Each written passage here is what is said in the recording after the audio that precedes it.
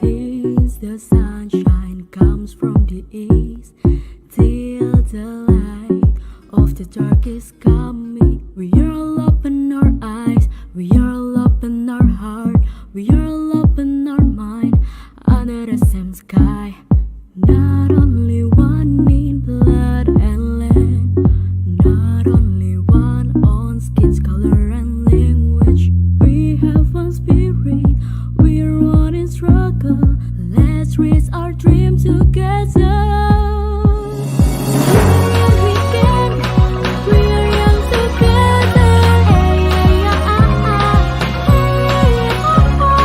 It's time to get up. Hold your hand, feel somebody.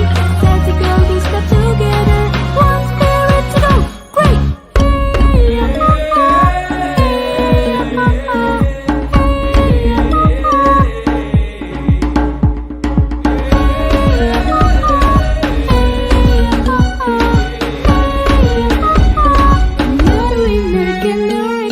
Not only one in blood and land, not only one on skin's color and language. We have one spirit, we're one in struggle. Let's reach our dream together. We can, we are young together. It's time to get up. Hold your hand, feel somebody. Set to go, we step together. One spirit to go. Great. We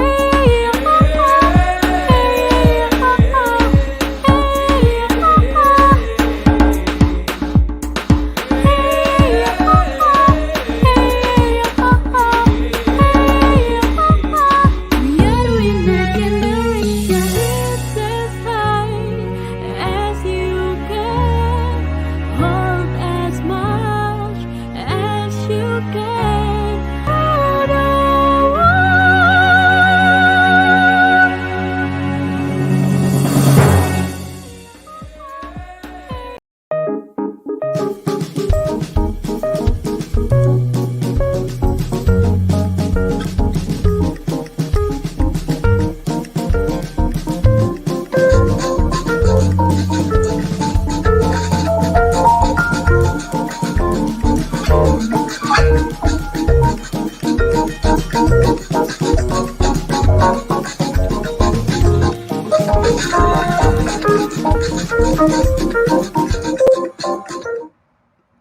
Good evening, everyone. My name is Mika from ESME Philippines, and I will be your host for today's webinar. Before we begin, if any of you have questions regarding the discussion, please don't hesitate to send them to us by entering it in the comment section of whatever social media platform that you are watching this on, and I'll be here to relay them to our guest speaker. Again, good evening, everyone. Welcome to the live webinar series of ESME.ph, an e-learning marketplace for Filipino professionals where one can develop relevant and in-demand skills through master classes in different fields of learning. If you want to learn more about us, feel free to visit our page at www.esme or esme.ph. For those who are watching on Facebook, YouTube, and LinkedIn, please feel free to share the link to this stream with people whom you think will be interested in today's topic. This webinar is in partnership with the ASEAN Youth Organization, an ASEAN-approved nonprofit organization that spreads awareness of the ASEAN to over 200 million young people in Southeast Asia. This webinar is also brought to you by the Rotary Club of Alabang Madrigal Business Park. So, our topic for today is all about bridging the gap between science and the media. We are now in the digital age, folks. With just the click of a button, all of the information and resources we need are clearly at our disposal. Though science and technology are very vital to us these days, more so now, thanks to the pandemic, there's often a disconnect between the masses and the scientific community. In that case, what good is any research if it isn't put to use? Whether it's a matter of language barrier or the public interest, find out why and how this disconnect exists and how we as a society can break it down. And this is where our speaker comes in. With a passion for both the science and the arts, our speaker is a graduate of BS Marine Biology from the University of San Carlos in 2018 and filmmaking from the Film and Media Arts International Academy in 2019. Our speaker hopes to create compelling stories that will move people to care about the environment and one another. At present, she not only works as a street and handicraft artist, but also as a screenwriter, producer, director, video editor, and voice actor. Our guest speaker wrote and directed a short film entitled Inheritance and two documentaries entitled Uncle Mike's Crib and the Tribe of Outcasts. Her interests include environmental and mental health advocacies, arts and crafts, singing and songwriting, biking, diving, and hydroponics. Ladies and gentlemen, let us all welcome our speaker, Miss Karen Bunny Shai. Hi. Hi, Miss Bunny. We're very Can you glad to guys have hear you me? on Okay. the webinar today. Thank you. I'm very glad to be here. So I think we can get the ball rolling and you can start your talk now. Right, sure. So, hello, everybody. Thank you for tuning in. My name is, well, I go by Bunny Shy now because Karen is like a weird name nowadays. Anyway, so yeah, today we'll be talking about a few things. A bit on scientific literacy in the Philippines, how being in the age of information has both its good and bad sides, and a lot more. So basically, what we're going to be focusing on overall is how we can use media to increase scientific literacy and spreading of scientific news in the country, which includes, but isn't limited to, sustainability practices, climate change news, basic scientific knowledge, and even new discoveries, which happen every single day. Right.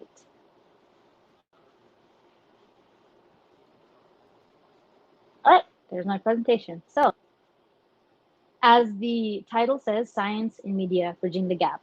Now, this isn't to say that there is a gap, or there rather is not a huge gap between science in the media, but what I do mean by this title is that there is a gap with how we utilize or how we understand science nowadays.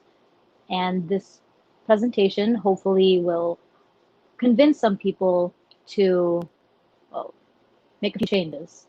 All right, let's go to the next slide.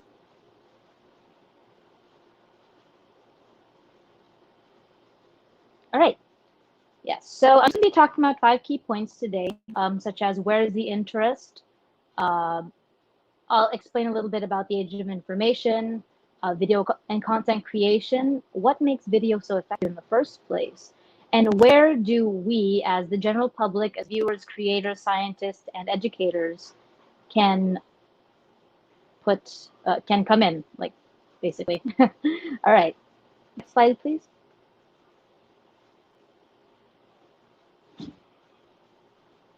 All right, so um,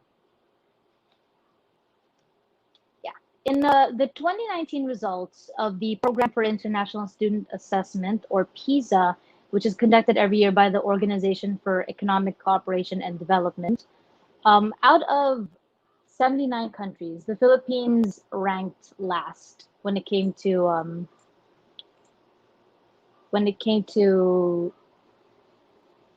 results in math, science, and reading. But this isn't exactly a new thing, because in past testing, while there have been improvements, we still have ranked the lowest consistently since studies and tests were conducted all the way back in 1915. And next, please. So while it is important to note that standardized tests aren't the end-all be-all, it is alarming to see that on average we tend to rank the lowest out of Southeast Asian countries, let alone out of most countries in the world. And of course, that isn't the end of the world. Since we've established the baseline of where we stand in terms of academic literacy, we could move on from here and see what needs improvement. So it's these types of studies that bothered me when I would see them as I grew up, and it led me to ask, why? Is it the curriculum? Is it the teachers, the culture? Is it lack of comprehensive government funding programs? Or are we just not as smart as anybody else? Of course, there's no straight answer to that. It's a network of different reasons working together that make it happen. And I certainly don't have information for that. I'm just someone who likes to ask questions. And yeah, that leads me to ask, where's the interest? And is it just interest that is the key factor here?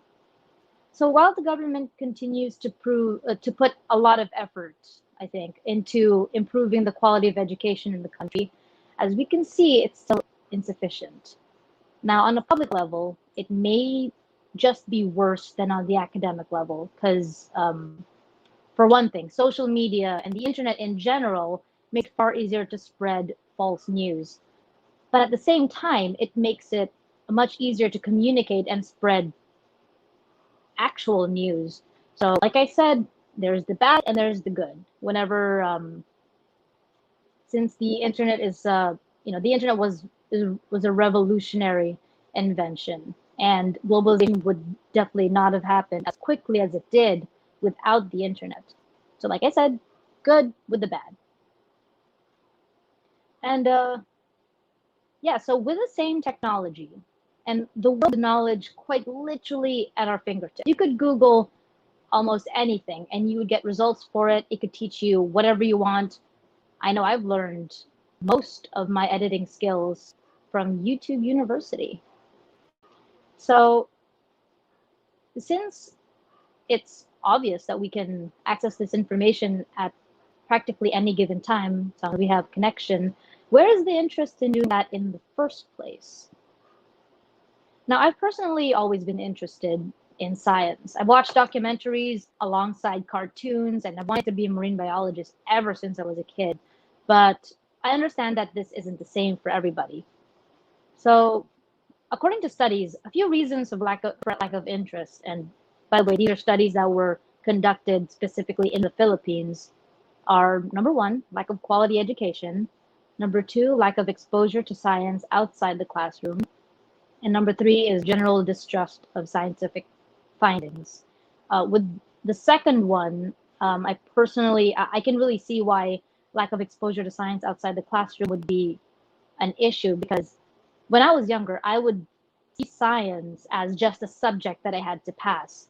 I never actually connected it to what was going on in the outside world, because I was kind of never taught to do that. And I think majority of us were never actually taught to make the connections between what we were being taught in the classroom and the outside world as well, in general. Next slide, please. Yeah, so now the question is, what can we do to increase the interest? Next slide, please. All right, so we've been living in the information age since the 1970s. Some would say that it started earlier than that, but for argument's sake, let's say 1970s for now. Publishing and accessing information has suddenly become the easiest thing to do, and has grown increasingly more efficient in a really short amount of time. Businesses went digital, and for any business to grow at this point, it has to be online, or at the very least have a Facebook page. And because of this, learning as well is now a lot more accessible and easy to digest than ever before.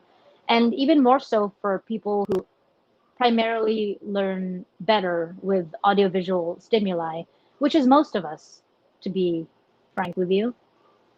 Overall, the key word I'm looking at here is convenience. Convenience of spreading and receiving information. So in all this, let's just focus on one little thing, which is content creation. Next slide, please. There we go.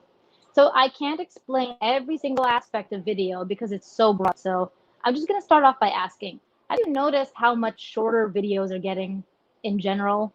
So let's jump right into how the most popular and effective videos work online.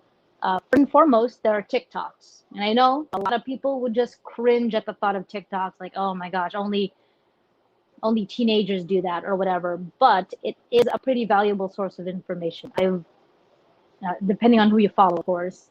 I've learned they have a lot of like drawing tips. They also show like tips on what to do in legal matters, in how to cook as well. So I wouldn't dismiss TikTok so easily if I were anybody really. And on the other side of that, the longer videos such as YouTube and Facebook videos, yeah, they are a lot longer, but they also have a lot of visual appeal to them. Now, some successful creators are, well, some of my favorite creators really are the Infographic Show, SciShow, and Nas Daily, who have enormous followings, and they do an incredible job catching people's interest in things that they wouldn't have looked at themselves. Now, the Infographic Show usually has much longer videos, but they're also presented in a way that's really eye-catching because it's completely animated. With SciShow, they discuss very difficult to understand and abstract topics using video and also a really hilarious host. He's very engaging. And last but not least, I'm sure you're all familiar with Nas Daily. That's 1 minute, see you tomorrow. So using this format, he was able to capture the heart of like millions of people and tell stories that we never would have been able to have access to if it wasn't the videos that he would create. So video and content creation generally means generating topic ideas that appeal to a persona, one that you created or one that is one that shows what your channel is about. Creating written or visual content around the ideas and making that information accessible to the audience. Now, thanks to video and content creation, I would say, abstract topics that once seemed difficult to teach and learn are now a lot more accessible and understandable, thanks to the availability of educational videos for online learning. Now, one could argue that models and photos do more or less the same thing, but being able to see them in a video, how they interact with each other and how they actually move is a completely different thing. And there have actually been a lot of studies that have shown that the use of short video clips allow for a lot more efficient processing and memory recall. The visual and the auditory nature of videos appeals to a much wider audience and allows each user to process information in a way that's natural to them. Because typically speaking, humans are audio and visual learners. It's in our nature. That's why kids copy what their parents do. It's because that's the very first things we see, the first things we hear, and the first things we learn. Next, please. Okay, so what is it that makes video so effective?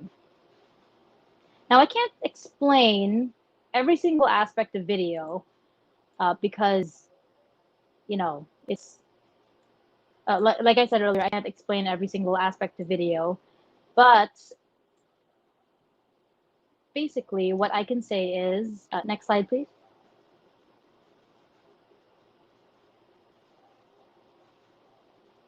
Right. Generally, you don't care about what you don't see. You can't care about what you don't know about after all. But, videos have the capability to change apathy into empathy. And if you spend enough time on the internet, I'm sure you've seen the entire video behind this GIF over here, GIF, whatever. It's of that turtle where it's a video of that turtle that had a straw up its nose and it was pulled out and it looked like it was crying. So this basically sparked a public outcry and made people a lot more conscious about the plastic straws that they use. So now we have reusable straws. They have gotten very popular, as well as a lot of establishments using biodegradable straws. So yeah, And that I don't think I don't think that reusable straws would have gained as much traction as they did if it wasn't for this video of the poor little turtle.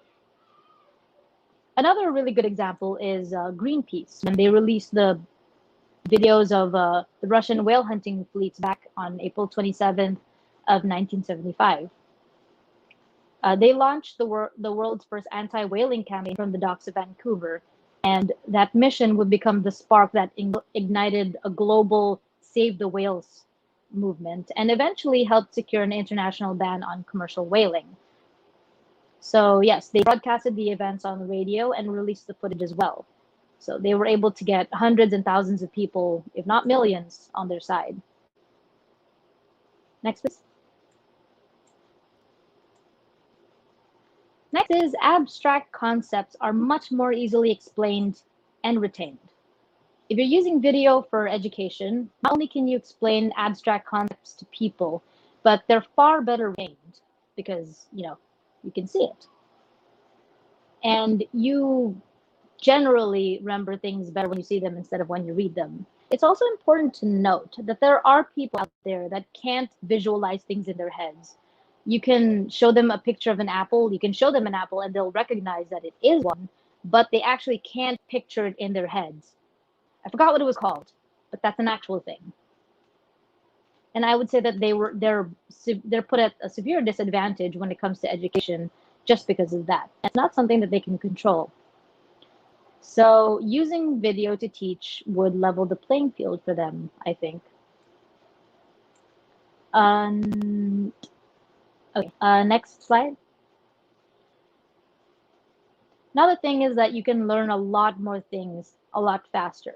Now I'm gonna go back to talking about TikToks. Yes, I really do see them as a valuable source of information sometimes. So from home care, drawing tips, photography tips, recipes, and more, they can all be delivered in a minute-long video. And what I find really interesting about it is that you can fit, is that a lot of times words are flashed very briefly on the screen, like maybe a second or a split second. But it seems like the more you watch it, the faster you can read those words and you can still retain them afterward. Which is, there have been studies done about that. Again, for the name of the principle escapes me, but basically if you if information is presented to you very quickly and then your brain sort of gets used to it, then you can basically learn at a faster pace and still retain those memories. And yeah, let's go to the next slide. Now, this brings me to my last question is, where do we come in? Who are we and what can we do? So first of all, let's say educators. Nowadays with distance learning, video is being used more than ever because, well, when we return to normal, hopefully soon, let's keep using video in our classroom to keep up engagement. And not only that, use them to supplement lessons. Don't use them to replace lessons completely unless you're just unless you're a predominantly online teacher, then that's really the only thing you can do. And next is for creators, try to create meaningful and informative content and, create your audience. Your audience is basically based on what you put out there, and you can build that sort of thing up. Remember that there's always an audience for everything. So if you don't really succeed at first and you're trying to be a content creator, just keep staying true to the sort of videos that you want to make, and eventually you will find an audience. For scientists and researchers, try to share findings and be open to video collaborations, or you can also make videos yourself. I've seen I also follow a lot of YouTube channels, Instagram pages, and TikTok accounts that are run by scientists, like microbiologists, marine biologists, that sort of thing. And yeah, they show what they do at work, and a lot of people are actually very interested in it. So never think that your content is too boring for anyone to be interested in it, because there's as I've said, always an audience for everything.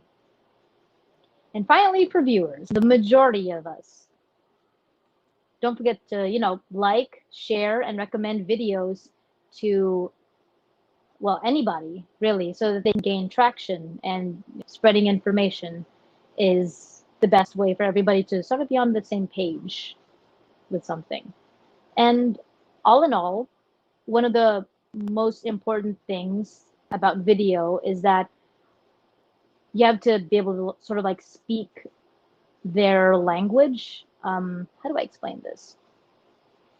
One thing that I've noticed, especially in the scientific community and when I was doing research myself, is we would write in a certain way. It's very formal, which is great and everything when you're publishing a scientific journal, but if just about anybody else read it, they would find it extremely boring, when I know for a fact that they could be reworded to be more interesting. So that's where I would bring in creating content with content creators, like scientists and content creators working together.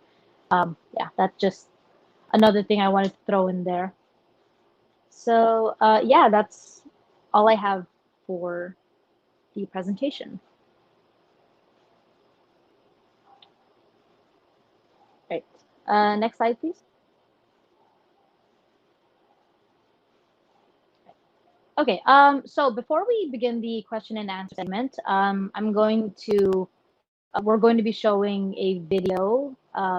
This is this was my thesis documentary when I was in film school. And a bit of a background here. So I studied marine biology in the University of San Carlos in Cebu. But unfortunately, the K-12 program kind of caught up with me, and I was in a very awkward position in my schooling, so I wasn't actually able to finish. Of course, I still wanted to, somehow be a marine biologist or some kind of environmentalist. So I decided to take up film and focus mostly on documentary making. While I was in marine biology, I noticed, like what I mentioned before, how there's the way that scientists write their journals, and was just something that I feel could have been translated and made into something more easily digestible for the masses. So while while this documentary that we're going to be showing isn't actually related to like marine biology or anything, it is about a Bajau tribe in Batangas and their experiences, how they got there, etc. It's one of the things that I find very important to me. Okay, so if you guys have any questions about it or about my life or anything, just feel free to ask them afterward as well. So let's play the video.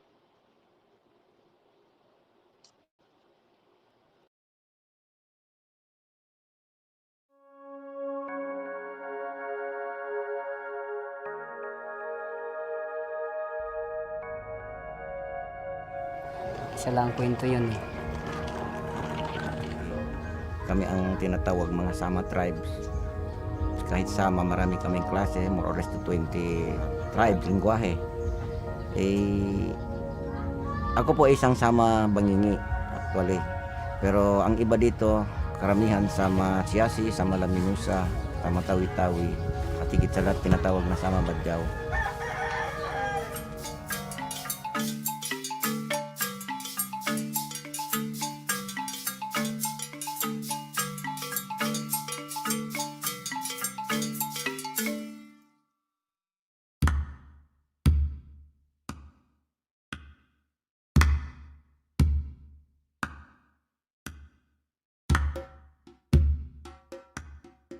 Naipit nga sa kaguluhan nung kami sa Lamitan, Basilan.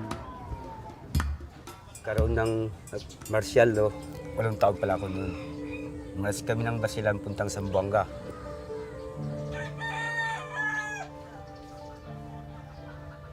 Mga 2 buwan bago kami makarating dito dahil ano lang kami, dilayag, sagwan, paggabi. Takutan po namin yung pirata. Oo, kasi pag nalaot yung mga magulang namin, yung tulisan ma'am, minsan pinapatay sila. Minsan naman kung may awa pa ang Diyos, binubuhay sila, kinukuha yung mga bangka o yung mga nahuhuli nila. Tapos pinapalangoy po sila sa dagat. Sa tinatawag nila Santa Clara, dyan sa may Per. Palipat-lipat kami pero dito lang buong Batangas. Hanggang sa dito na kami lumaki. Nagkaasawa, nagkaanak. Yung kami ay galing Santa Clara, demolish kami doon. Tapos lilipat kami dito sa Isnanoa, mga 10 taon kami doon. Tapos nadala ng baha, yung Badyong Dusing. Di kami nakalipat dito sa kabila, ayun dito na.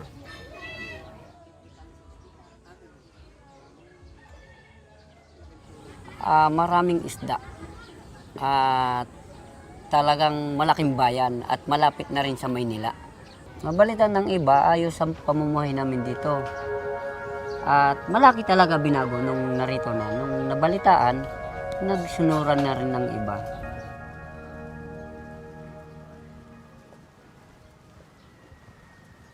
Ayaw nila sa amin kasi daw kami ay taga ibang lugar. Kasi daw baka kami masamang tao, ganyan. Naranasan din namin ganyan. Tapos minsan sa bayan, namamali mo, sinasabihan kami, ay pauwi niya sa Sambuanga kasi ibang mga ugali, ganyan. Pero hanggang sa matagal na kami dito, kilala na kami, hindi na ganyan sila sa amin, ayos na sila sa amin hanggang sa tinutulungan na kami.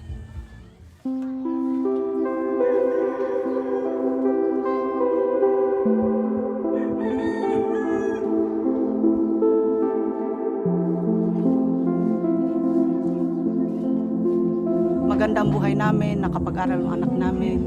Hindi tulad noon, wala kang pinag-aralan. Tapos yung magulang pa namin, dito na rin namatay, nanay ko at tatay ko.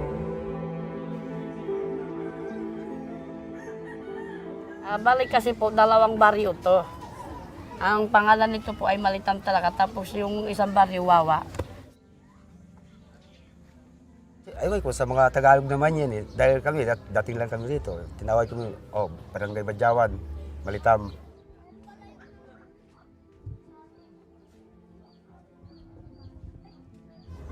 Dito, wala na kaming lipat-lipat. Nakadihistro na kami, mga anak namin, kami, mag-asawa. Tapos ako'y nagtitinda yung mga ukay-ukay. Gano'n, yung naglalako ako ng mga plato.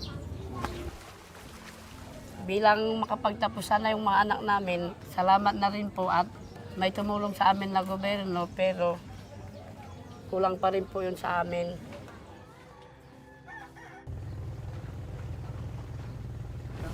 Talagang ano na po ako ma'am, mamamana na po ako. Tapos masama po ako ma'am, nag-ngumpisor po kami. Ginagawa ko po ito. Yan.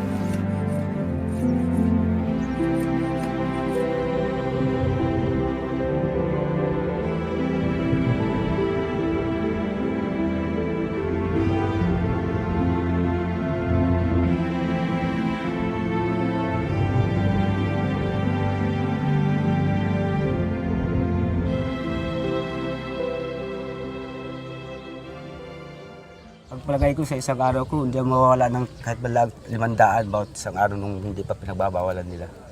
Ngayon, wala na. Halos mga 100, wala pa ngang 50, nahihirapan na eh. Si tatay pa dati ang sumisilsid sa hanggang 30 di pa. Kami ang tagahila. Kaya po ma'am, napakadelikado kasi once na malalim na yung nararating nyo po sa ilalim, ay pag bigla kayong lumuta, bigla papasokin ng hangin, ma-paralyze ka.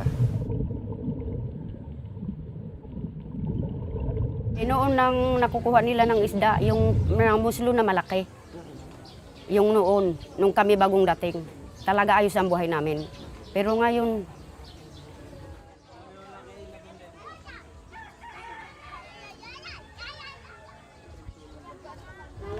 Pag kailangan ng mga asawa namin hanap buhay, malaking bagay rin yung dagat sa amin. Yun na po yung kinagisingan namin na pamilya o sa ninunupal po na galing. Kasi nung nakaraan po, binigyan na po kami ng project sana na Yung pabahay pa, hindi po kami pumayag halos lahat buong tribo kasi nga hindi kakayanin namin kung hindi po sa tabing dagat. Pero napakasalamat din kami dahil nakatira kami dito sa lupa nila na wala kaming binabayaran. Binibigyan din sila ng mga purpose, minsan binibigyan sila ng project para meron silang kabuhayan.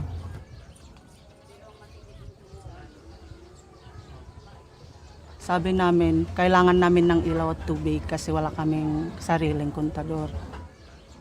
Bayan, mga solar, binigyan kami. Malaking bagay na rin kasi dati wala kaming ilaw, nagkakailaw na kami.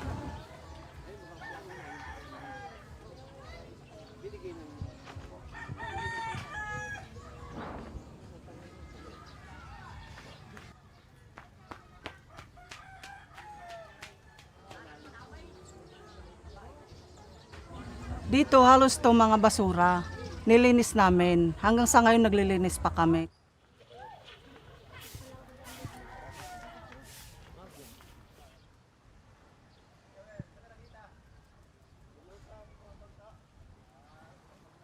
Through the initiatives of the non-government organizations, pinapakain sila sa school ng mga masustansyang pagkain at nang sa ganon ay mabawasan din ang pag-absent nila sa paaralan. Majority of them ay babalik sa paaralan through this feeding program. Mas sapat pa yung makapag-aral siya, makapagtapos, yung makapagtrabaho siya. Kasi pag nangingisda lang, parang wala rin, walang mabubuhay pag may pamilya siya. Yung pangarap ko naman sa kanya, dapat tatapusin yung pag-aaral. Nag-asawa agad siya, wala akong magawa. Ganun talaga ang buhay, weather lang.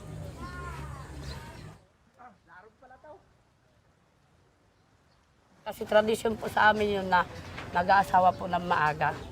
Ang gusto kasi namin, mabago na talaga kami. Gusto namin mag-aral yung mga anak, magkaroon ng trabaho para umunlad naman po kami. Pupunta sila po ng school, may internet po sa daan. Minsan doon po sila umihinto.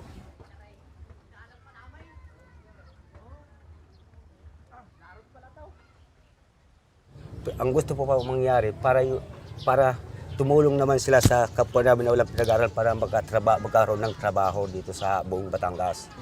O kahit saan, basta kukuha ng mga police clearance, barangay clearance, tatanong ka anong may birth ka ba? Wala naman eh. Kahit contracts o kahit labor. Okay lang sa amin yun. Tulong-tulong ba na para magbabago naman yung buhay namin na tribo. Kung anong madiskarte, yun ang dapat gagawin. Wag naman yung magnanakaw ka lang, wag natin gagawin yun. Hindi naman lahat ng tao siguro naghahanap ng magandang kinabukasan. Kung saan man yun, maganda doon din yun. Yun ang gusto namin mangyari. Masasabi ko lang sa kanila, dapat hindi pa naman huli ang lahat para magbago. Para hikayatin ang mga anak nila para makapag-aral ng mabuti. Kasi sa teacher naman ang iniisip lang ay halimbawa yung sila ay makatapos ng pag-aaral. Ang mga bata ngayon nagpo-focus na parang gusto din nila, nangangarap din sila na balang araw maging teacher din sila. Sasabihin nila imposible na makatapos sila ng college. Lagi ko ini-example yung badyaw na naging teacher. Kasi sinasabi nilang imposible, naging posible naman. Ang gusto namin po ay magkaroon ng permanenteng lugar, tapos para po karamihan sa amin ay hindi na po mahihirapan. Gusto po namin, bawat isang magulang sa amin ay magkakaroon po ng trabaho ng legal po ng galing sa gobyerno. Yung mga masaya naman pong bagay ay pasasalamat ko po sa Diyos ay kahit papaano po, sama-sama po kami buong pamilya. Tapos kumakain po kami sa 3 beses sa isang araw. Alam naman natin na ang mga badyaw ay parang nag-i-aim na sila ay talagang magiging part of the mainstream society. So, nagkakaroon ng program ang school kung saan magmiminggal lahat ang Tagalog at ang badyaw. We are dreaming of someday wala nang badyaw ang makikita sa lansangan.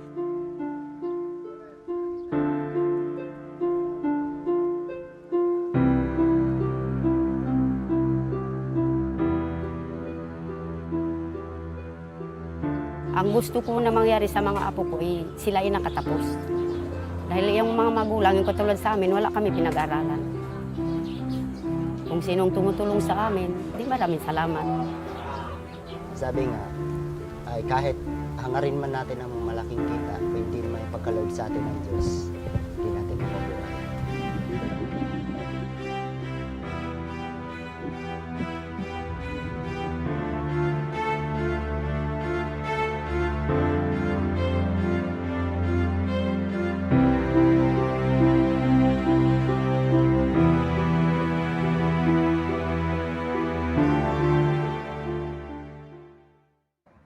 Wow, that was a very insightful video and very interesting to watch.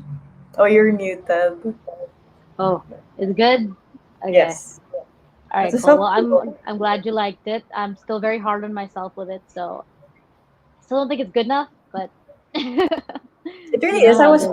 like, I was so interested watching the whole thing from like start to end, like them talking about their lives, the challenges that they face, and even how, especially how they wanted their kids to not follow in their footsteps. Instead, they wanted them to educate themselves and get jobs and Yeah, not. definitely. Yeah, I mean, That was they're just like us. yeah. That video was really proof of the power of video. Right. So yeah, as part of our Q&A, my first question would be, so what is your inspiration behind the stories or films that you create? Where do you get your inspiration from? Okay. Well, first of all, if it wasn't obvious from my room, I love the ocean. It's very important to me, and well, it all started with like the Blue Planet series, the original one back in the 90s by narrated by David Attenborough. I think that's kind of like what started the whole thing. After watching that entire series over and over again when I was a kid, that's when I realized I want to do this. I want to make things like this, and I want to or convince, let's say, I want to convince people to care about things in the same way that these documentaries convinced me to care about the environment. So you could say that the environment is my biggest inspiration, and so are people, like the Bajaus, ethnic groups. Yeah. So that is a very great answer to my question. So the next question is, in the work that you do, in the various kinds of work that you do, since definitely you do a lot of things, Oh how do yeah. you bring to your advocacies, like the environment, the ocean, science, to create stories that are compelling? And also, how do you catch people's interest and continue to keep them interested? Well, let's see. Um, First up with how do I bring my advocacies into my work? Um, First up, as a writer, I have actually written quite a few things, documentaries that I want to shoot, short films. I might actually be assisting with writing a feature length film very soon. Um, so the topics of the things that I write will usually be about my advocacies, the things that I believe in. We have this saying, or at least, we had this saying back in film school, is write what you know. And the thing that I do know about and care about are, you know, my advocacies. So that's the first thing. And to answer the second part of your question, um, which is, hmm, I'm sorry, what was it again? How do you catch people's interest, and how do you keep them interested as Oh, they right. watch your Okay. stories? Right. That's a really good question. And there's no, I mean, yeah, there is one way to answer that is to speak their language. So, like I said, scientists in the scientific community have their own fancy little language that they like to use when writing their papers and all of that. And I witnessed that firsthand. I was part of that. But it's just not something that most people would take interest in. So we need to be able to take that information and translate it in a way that will keep people's attention, be it through, like, let's say, an animated video. People would, there's a lot of things you can do with animation that you can't do with sort of like real life video. So that's one thing. Another way is to have someone present it, like a host, basically. If Well, I do have YouTube videos, and they're not usually about like environmental stuff per se, but I like to bring like my jokes and my humor into it, and that's what I try to bring to the table to keep people interested in whatever it is I'm talking about. And yeah, those are the two main things I would say. How about in your tribe of outcasts? What was your formula, or what did you come up with to be able to, like, the script or the scenes, to be able to sort of hook people's attention? Well, one of the things is to appeal to their emotions. And one of the best way to appeal to their emotions is to show them something that they relate to. Let them hear something that they relate to. So the very reason that I made this documentary is because, as most of us know, uh, the people from Bajau tribes are discriminated against. They're highly stigmatized against. Whenever I see people on the street, no, I've heard it said before, like, oh, those people must be Bajaus, because they're poor and they have like all these babies and they keep asking for money and that kind of stuff. So I didn't like that. I didn't like it at all because they were marginalizing this group of people who, well, who are just people. Yeah. So I wanted to show the side of them that people didn't see, the side of them that wanted a better life, that would do anything to get to that better life, and who wanted their children to have an education so that they could just be a part of society, because that's what they want. And in showing that, you kind of figure, oh, they're just like me, they're like my family, they are us. So yeah, that was the whole thing behind that. Yeah, I think you did a really great job with that video, and I'm guessing that your other videos are just as good as well, your other films. So Well, I mean, yeah, I hope so. I think they probably are. My next question is, so since you mentioned that, the Philippines ranks pretty low in terms of like our proficiency in basic subjects, how can we get the youth more interested in learning through utilizing videos? Well, first of all, kids generally have a short attention span, and it's not because attention spans are getting shorter. Actually, Maybe they even are just a adults little have bit, but shorter ones now. yeah, it's like, I mean, while I have absolutely no evidence to either agree with or dispute that, kids just always have had short attention spans. I mean, they're kids. That's what they do. That's their thing. So I would say that, yeah, using videos like, okay, so I'm sure you've seen like these YouTube videos that like show different colors and like the alphabet and Johnny Johnny something. I don't know what you learned from that, but that's a good example of them. So I know a lot of people who just kind of put that on and like leave their kids to watch it, which is actually the best thing to do for the entire Yeah. day. But they learn a lot faster that way. Especially like if the parent doesn't exactly have the time to teach them, because you know how people have to have multiple jobs nowadays. So I would Yeah. say that from that age, from like a younger age, you can use video once in a while. And when it comes to like being in the classroom, uh, like I said, yeah, explaining the abstract sorts of the abstract kind of uh, topics.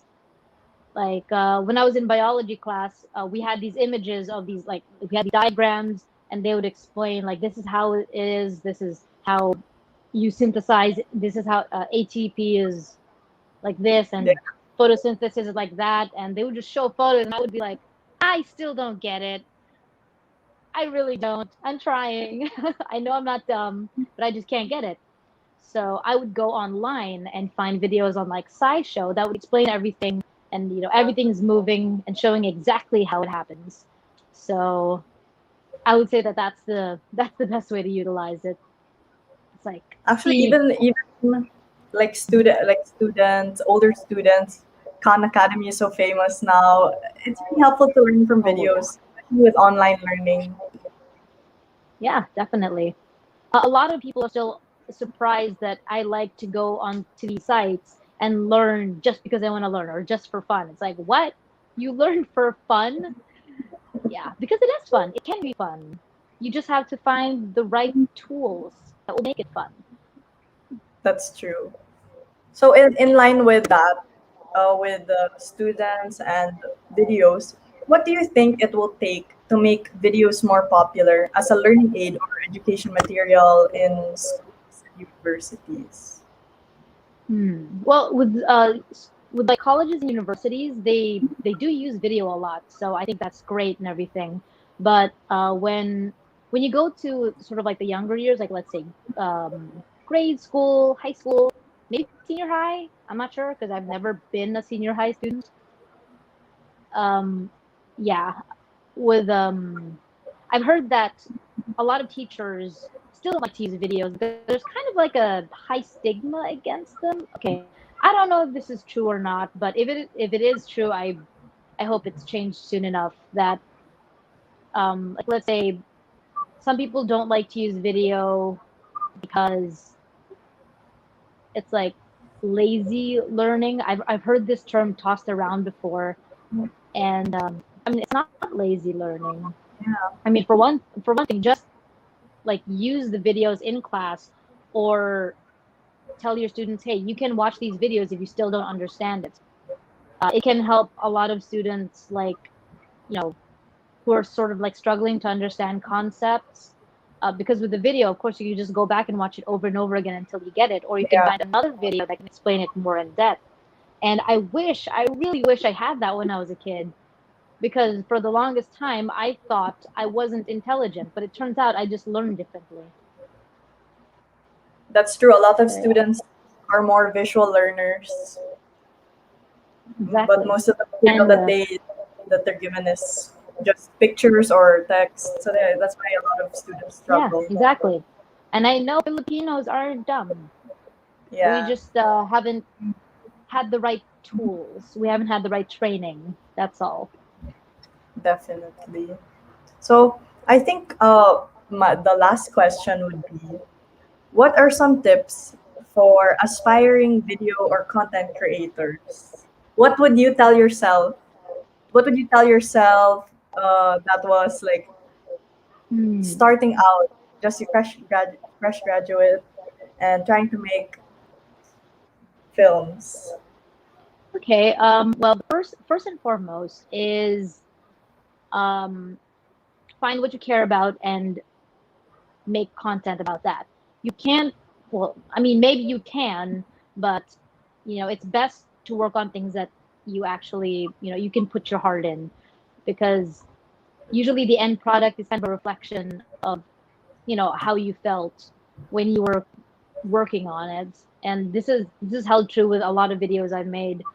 When I was making them and I didn't like them, I didn't like what I was doing, I just ended up hating the end product completely, and it wasn't good. So that's one thing. Another thing is, it's more of a technical sort of thing, is figure out what program you want to use. Personally, I use DaVinci because it's a lot easier than the Adobe Suite, and it's free. So, you want the free ones maybe, unless you have a lot of money, then do whatever you want. And also kind of like establish a workflow. There are a lot of YouTube videos that can teach you how to do that as well. And yeah, also educate yourself. Do whatever research, and keep improving.